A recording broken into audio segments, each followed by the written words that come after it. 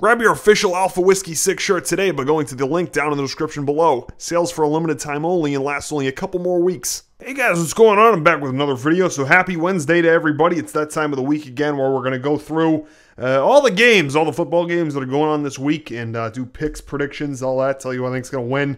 Let's get this the hell over with. So the first game we got here, Thursday night game, huge, probably game of the week. Oh, let me just check real quick. Yeah. Oh, actually, no. This is number 2. Game of the week's gonna be Sunday Night Football Super Bowl rematch. But this is a close second. Kansas City Chiefs, Oakland Raiders, Thursday Night Football. Chiefs handed their first loss last week by the Pittsburgh Steelers. I'm really not surprised. Pittsburgh owns that team. They really do. And then, of course, the Oakland Raiders, 2-4, 4 straight losses. Pretty much the most Oakland thing ever. You know, coming off of last season, I didn't really think they could repeat. It's just Oakland. They don't have it in them to really. You know, I think there's a saying. You know, winnings can be contagious. You know, winning's contagious. And I say that because if you look at teams that have really always been good or have been good for a long time, you know, Patriots.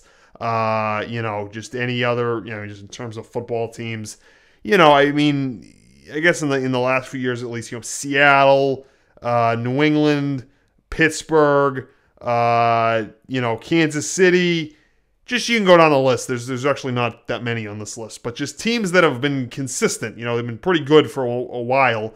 It's because winning's contagious. When you win, people keep their jobs. When people keep their jobs, systems develop. When systems develop, you know, you just get strong, you know, confidence almost. You know, you're confident that you just keep doing what you do and you're going to be successful. Like Bill Belichick's been the coach of the Patriots forever.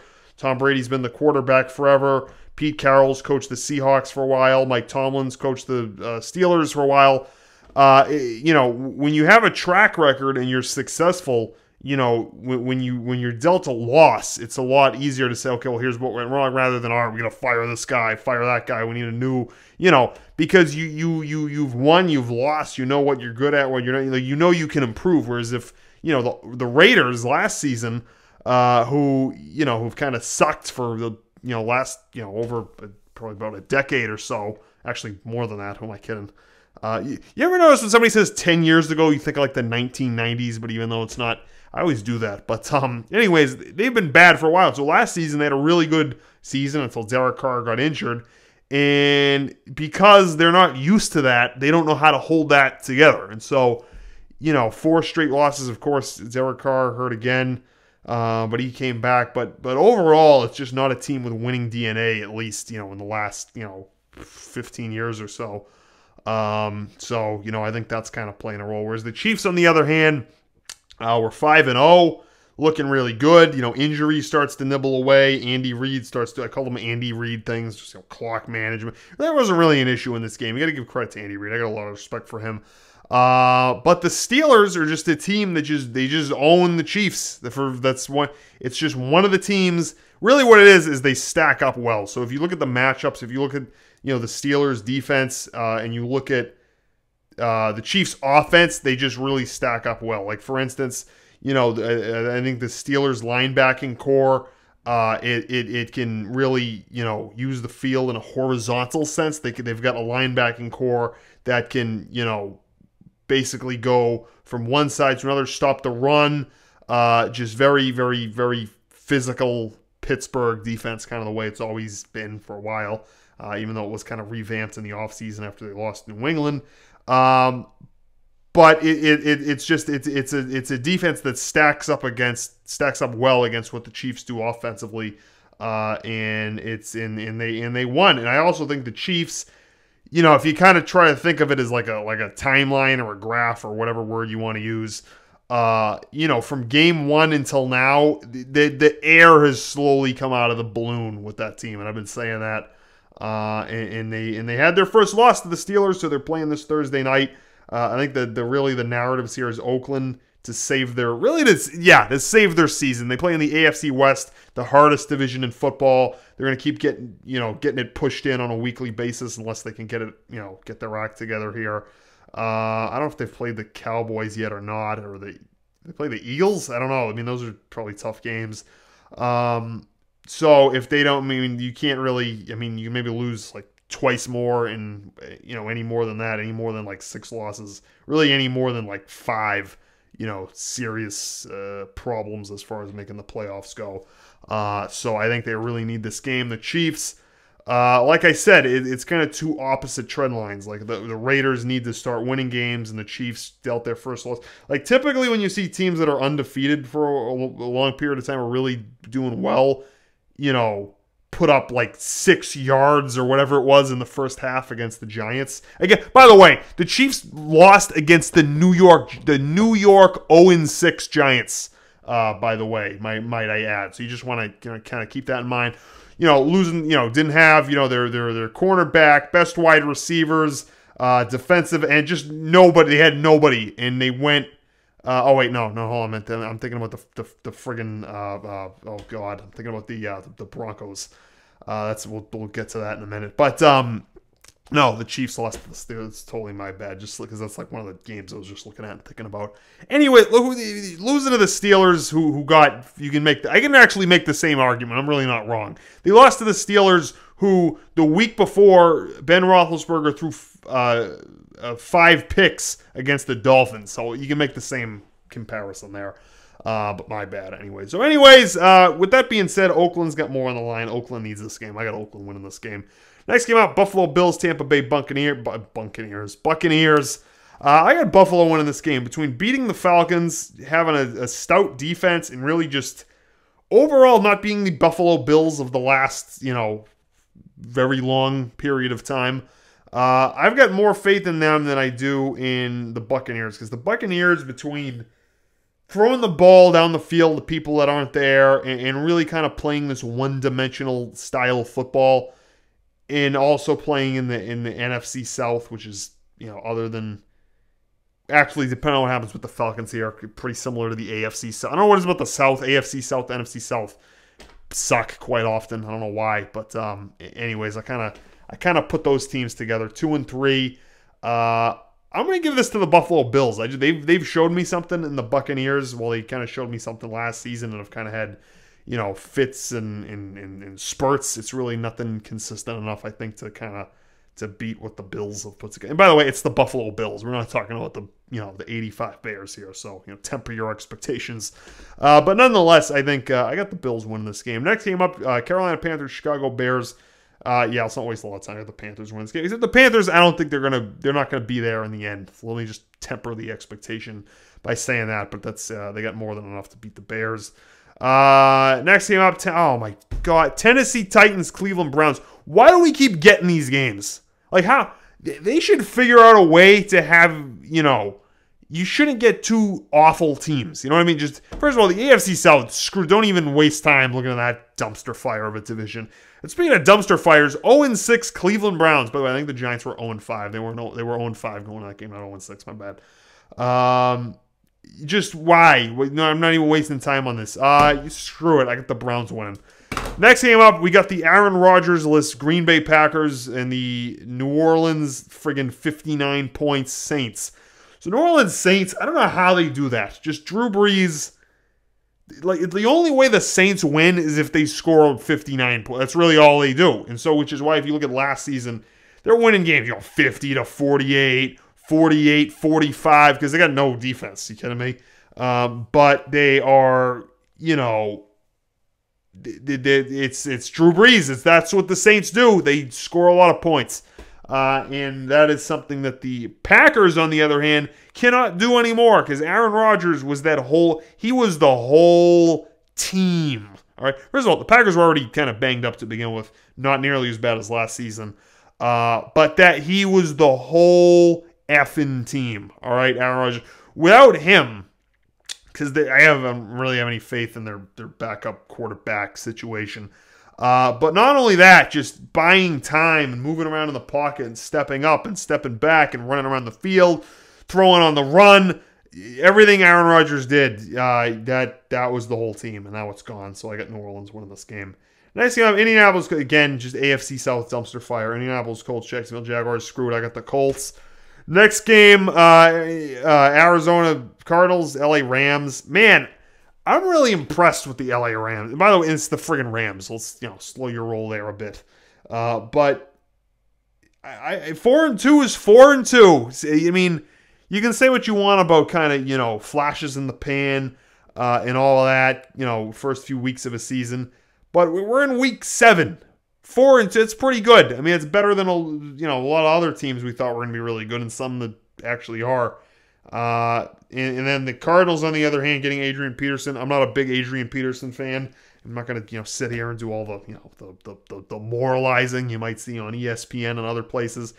Just don't really like Adrian Peterson. I don't. First of all, put the off the field stuff aside for a second. Just these loud, annoying diva running backs. Ezekiel Elliott, Adrian Peterson. Just go down the list. There's a million of them. I don't like those players. Like, he wants to be traded from the Saints because he can't get the ball every play and get his fantasy points to be high and get his Snapchat and his Twitter highlights and all that stuff. If he doesn't get to do that, then he just wants to hold out or be traded. Or I just hate players like that. Then you factor in what happened to him off the field. I got really no respect for this individual. Goes to the Cardinals. However, the football talent, it's there when he has an O-line that can create gaps and that can, and he can play the game the way he wants to play against the defense that can't slow him down. Yeah, sure, then he's good. But, I mean, other than that, it's not a player I'd want on my team. Nonetheless, he went to the Cardinals and really had himself a game last week. So, hey, what can I say? However, with that being said, I got the... You know what? No. I think that's the kind of, I think Larry Fitzgerald said this last week, that if they got Adrian Peterson years ago, they would have won a Super Bowl by now. Which I think is true. Like, if the Cardinals have been almost there a few times, but fall short in the end. And I think if they just had a little bit more, if they had that X factor, I agree with Larry Fitzgerald. And now it seems like he's there, and I think he's kind of really what the Cardinals need. I mean, I don't think the Cardinals are going to be there in the end just because it seems like that's a team that's slowed down. Carson Palmer and everybody. Larry Fitzgerald is not slowed down. That guy's still amazing. You kidding me? But I think he's the boost that team needed because they were definitely missing something. Even with David Johnson going out. Even with David Johnson, I think they kind of would still kind of be where they are. But I think it kind of gives a morale boost. So I got the Cardinals winning this week. Next game up. New York Jets, Miami Dolphins. I got the Dolphins. Screw it. Actually, no. I got the Jets. No, we'll see. Dolphins beat the Steelers a couple weeks ago. And the Jets lost a close one to the Patriots, but that was going to happen anyways. I got no faith in the Jets. I got the Dolphins winning this game. Freaking New York Jets. Kidding me? Fraud record there. 3-2 going into last week. Just forget it. Dolphins winning this game. Next game up, Minnesota Vikings, Baltimore Ravens. So the Baltimore Ravens are a team that, how many more offensive coordinators do you want to bring in before we need to think about Harbaugh going? You know what I mean? Seriously, you've got an offensive coordinator every year. Already thinking about, for 6 years now, thinking about getting a new one this year.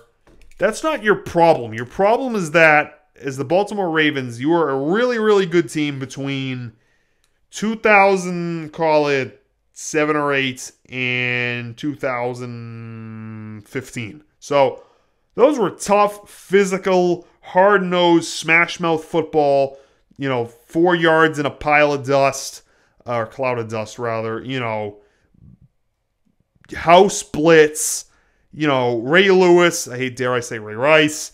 Those were football teams right there. And I think they've lost that identity. I think that with, the offense not being able to produce the way it did when it had, Steve Smith and you just go down the line through the years.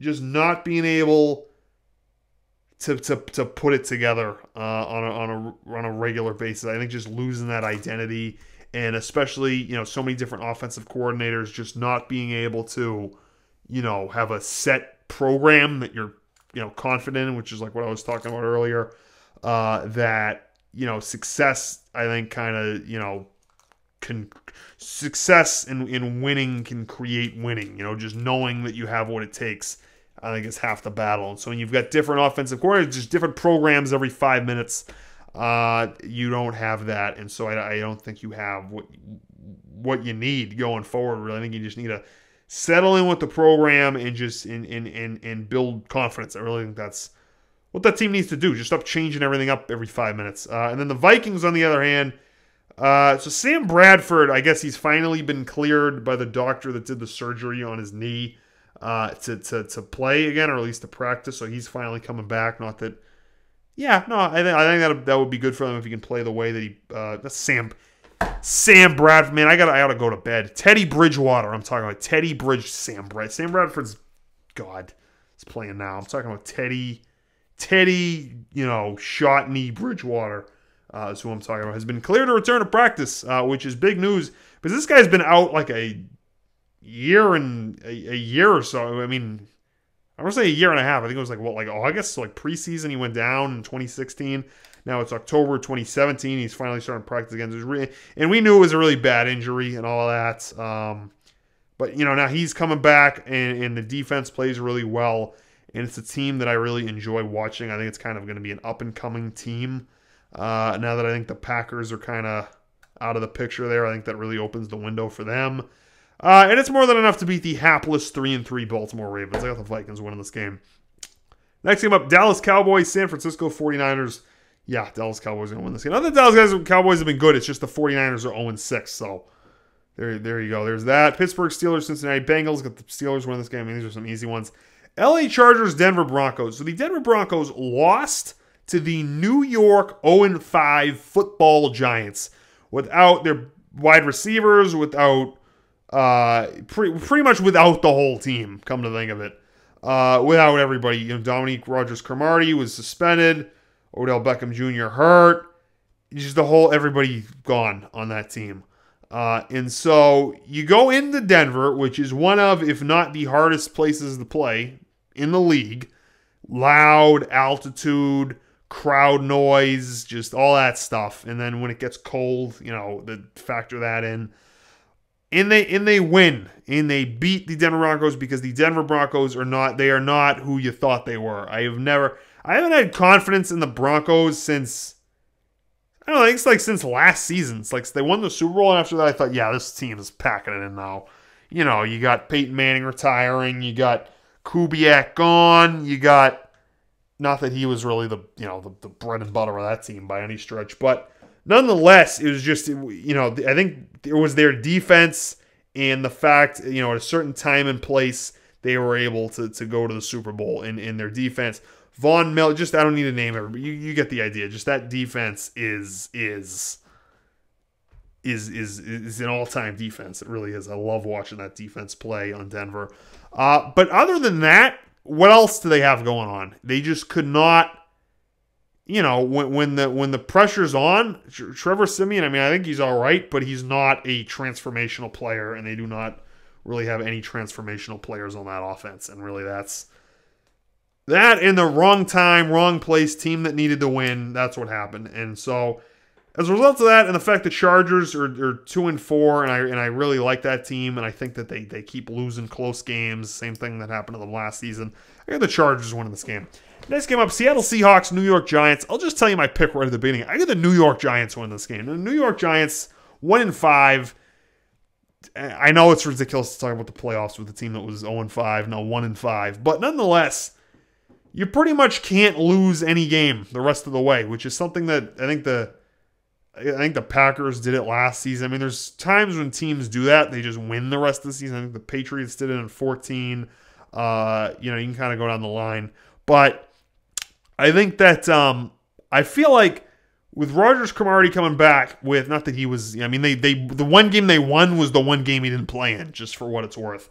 But with guys starting to come back, and I think the learning moments that was winning a game, in the momentum that comes from that, I think that's and the fact you need to save your season, and if not a lot of people's jobs, by continuing to build on that and win games. I got the Giants winning this game because the Giants have been a laughing stock and the subject of many memes so far. So I think that I see them turning it around. I mean, who knows what the outcome is going to be. But yeah, I got them winning this game. Next game up, game of the week right here, folks. Super Bowl rematch, Atlanta Falcons, New England Patriots.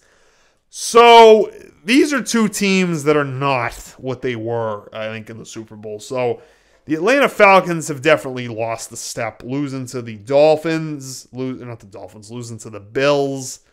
And just overall, it's a team with losing DNA. It's a team that's never won, a team that's never been really good, that, you know, took advantage of kind of a weak NFC and the fact they got fast, athletic players and went to the Super Bowl. But other than that, in terms of just winning DNA and managing a game and coaching and just the, you know, the intangible qualities, they don't have any of that. So they lost to the, you know, we don't need to recap the whole thing, but you get the idea. Just they blow games. That's what happens when you're like that. They blow games. And so you look at that, and you look at the fact that they're trending down, lost to the Bills.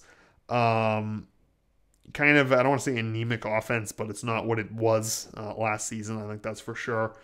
And then you look at the fact that Patriots, who honestly are kind of in the same boat. So the Patriots defense has sucked the first. I mean, I think it's the worst in the NFL, and in terms of the first 6 games of a season, it's the worst in NFL history, if you can believe that. It's really, I mean, Tom Brady's Tom Brady. Their offense is always going to be fine. There's no question about that. But it's a team that has lost. They lost Julian Edelman, who, you know, if you don't really know a lot about him, he's this short guy who gets open quickly and picks up like 5 yards, which is actually really big if you can just pick up 5 yards whenever you want. Because he's so short and so fast. How do you defend this guy? You just really can't. Like, how do you defend a guy, you know, who gets open off the line on a crossing route fast, catches the ball, goes down 5 yards? It's a very, very, very, very difficult thing to stop. And so the Patriots, that's really all, you know, whether before Edelman you had Wes Welker and just who the Football Life documentary was on. I want to catch that whenever that's on. You know, Tom Brady just getting rid of the ball quickly. Of course, Edelman is done for the year, ACL injury, was lost in I believe in the preseason there. What happens is if you can't get rid of the ball as quickly, you have to hold on to the ball for longer. And if you have to hold on to the ball for longer, your offensive line has to stop guys or has to hold the pocket for a little bit longer. And when you can't do that, you get pressure. When you get pressure, the quarterback gets hit. When the quarterback gets hit, I mean, I don't want to say he's rattled because it's Tom Brady, but nonetheless, you get less time to throw. And when you don't have the guy that gets open very quickly to get the short yardage, you have to wait for longer plays and intermediate plays. And those plays take longer to set up. And when those plays take longer to set up and you don't have the O-line to buy you the time to make the throw, you get hit. And when you can't be as productive on offense as you want to be and you can't come out with a lead and score as quickly as you want to, it puts a lot of strain on your defense. And when you put a lot of strain on your defense to hold the other team and to get turnovers, not that, you know, it's unreasonable to want your defense to be able to do that, but it puts a lot of pressure on the defense to be able to you know, pretty much there's a very, very small margin for error. And so you can see with the Patriots, losing Julian Edelman I don't want to blame all their problems on that because I think their cornerback, Stephon Gilmore, has looked awful and other things you can blame. But really, it kind of trickles down. So you got no Edelman, hold on to the ball longer. Offensive line has to buy you time. No Edelman, no short plays, need to get longer plays. Longer plays take longer to develop. Offensive line has to buy you more time. You get pressured, you get hit. It's harder to be productive on offense, puts pressure on your defense to you know, play with a much, much smaller margin for error. The other team, you know, if they can kind of get rolling, you can't play with the lead and lose. So in that way, losing one wide receiver throws off the whole operation. And I really want it, and I think that Gilmore has had problems with the system, but like I said, it all trickles down. The offense having problems puts pressure on the defense, having to hold certain scores. And I'm going to chalk up the Patriots' problems to not having one guy, because their whole team, believe it or not, was based around Julian Edelman. I mean, he was that's who Tom Brady goes to. Like, that's his bread and butter, is throwing to him. And so without him, they've had those problems, and it just trickles down. I mean, it's hard to think something that simple can cause such problems, but I think it did for them. And so they've been improving, though. So their defense was awful the first few weeks. It really was really, really bad. Against the Buccaneers, they showed you something. And against the Jets, with the exception of some third down plays they gave up, got better. So I think it's... And again, we're talking about the Jets, so, I mean, slow your roll there. But it's improved. And like I was saying before, success kind of success builds on itself. It creates success. So the Patriots, being good for what seems like forever, having Bill Belichick and Tom Brady, having a system that they've used forever, offensive coordinator, defensive coordinator, they've been there a long time. They're not going to get rattled. And so they've made the adjustments, made the improvements, and it's a team that, of course, like always, will be there in the end. Will probably, go to a Super Bowl, if not AFC Championship game for sure. And so it's kind of a tale of two different teams. And so both teams coming out of the Super Bowl, you can see that the Patriots have what it takes to make those adjustments and improve, and the Falcons do not. So I think for that reason, I got the Patriots winning this game. I really don't think there's much of a revenge factor. I mean, I don't think that's what's going to decide this game. So I got the Patriots winning this game, and it's at home, and it's prime time, which is a spot the Patriots pretty much always win. Anyways, the last game of the week, Washington Redskins, Philadelphia Eagles. I got the Eagles winning this game. The Eagles, I've been really excited about what I've seen from them. They're 5-1. They've beat pretty much all the hard teams on their schedule. They've pretty much, I don't want to say they got it easy, but they can, it's definitely not going to be as hard as the first act of their schedule here. And they were 5-1 through that, which really speaks volumes. Carson Wentz has been playing really, really, really well. Defense has been playing well. And I got a lot of confidence in that team. I mean, if I had to say who I think is going to be there in the end, because I know that I've kind of used that expression time and time again in this video, and if not others. If I just have a look at AFC, NFC championship games, I think AFC championship game, you're talking about Patriots and the Chiefs, and I think NFC championship game, believe it or not, for the first time in years, I think the Eagles are going to be there. So I think you're going to see the Eagles and the... All right, that's it. I know this is really dumb, excuse me, but I got the Eagles and the New York Giants in the NFC. That's what I got. I think they're going to win out now. I think they'll be there in the end. That's what I think. Anyways, there you go. That's what I think. All right, guys, well, that's going to do this video. I hope you enjoyed this one. If you did, please leave a like, comment, subscribe, sort of thing. Other than that, until next time, until next Wednesday, that's going to do it for this one, guys. Thanks for watching.